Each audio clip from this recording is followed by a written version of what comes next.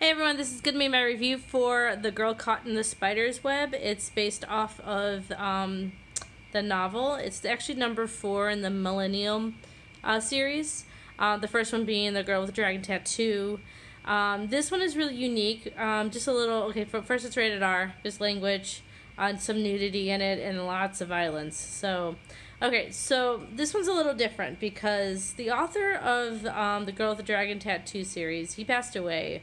And so another author picked up from the series, and the fourth one, which is this one, The Girl Caught in the Spider's Web, he wrote this one with like the blessing from the family, but it's very similar to the other stories. So I've read the book, and I've seen all the other movies. I've seen the English versions, and I've seen the Swedish versions, and the Swedish versions are a lot better than the English ones. You just have to read subtitles, but hey, whatever. So this one,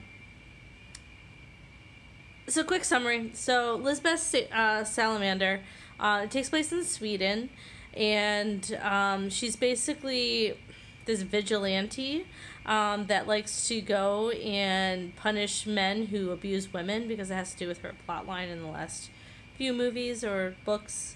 But she gets this job she's also this huge hacker. She's a really intelligent hacker, and she gets this job to basically acquire this file created by this guy named Boulder. He created it, and he wants to delete it because he thinks it's really evil, but it's in the NSA's files, and so she hacks and steals the file from the NSA. And but before she can deliver the file back to Boulder, he basically gets killed. And so we have this NSA agent who's trying to find her. And then we have this other mysterious group called the Spiders that killed Boulder and basically stole the laptop that she basically, they stole it from her first, and then they killed this guy. And he has this son that basically has the encryption key to get into the program. So it's basically this chase to find Lisbeth Salamander, and to also find who this group of spiders is, who wants the program, and also save the boy. And it's a lot of high-tech stuff going on, a lot of hacking going on, really fun sequences, but in the end, of course, like, the boy gets saved and the file gets deleted. Pretty typical storyline. Quick summary. So you have to understand that books and movies are different mediums. They have to be told differently.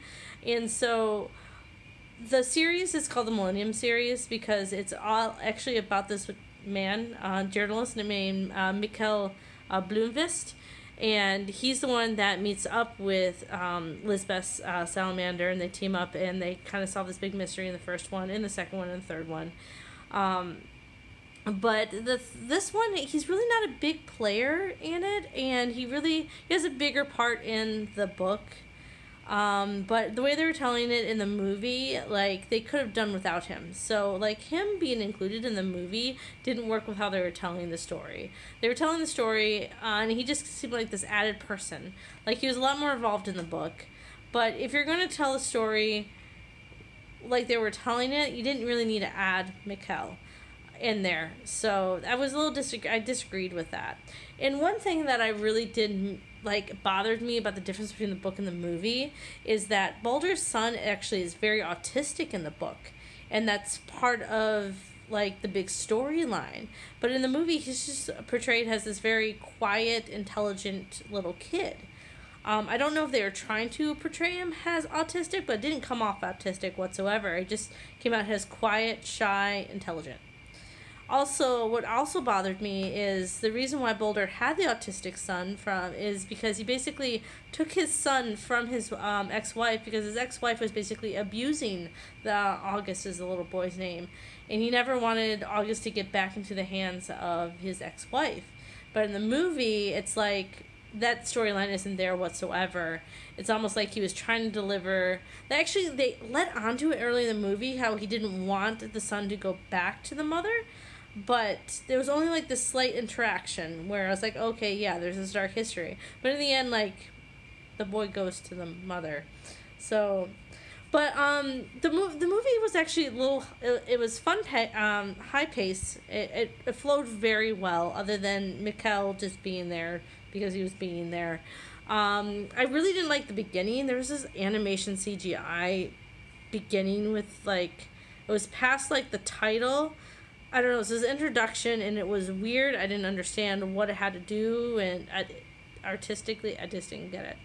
But other than that, I really, really enjoyed it. I enjoyed this much better than Peppermint.